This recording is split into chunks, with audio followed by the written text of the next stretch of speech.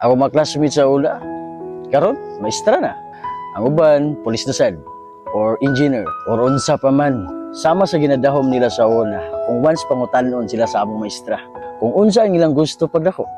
Ako, ang akong tubag, mahimong sundalo. Aron makaprotekta sa mga taong gihabuso.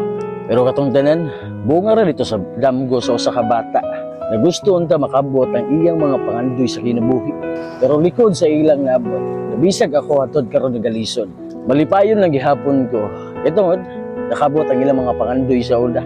Pero bago ko nimo istoryahan ug maot, base sa akong nagiyan, anong wa ko kahuman? Susiha sa akong kinabuhi ug ang akong kaagi. Ug nganong wa ko kahuman? Maong bago ko nimo daoton, nagpiyuha sa imong kaugalingon. Mao ning permente pangutana sa uban. Diploma o diskarte. Kung wala kay diploma, nganong di ka mo diskarte, di ba? Diskarte sa kinabuhi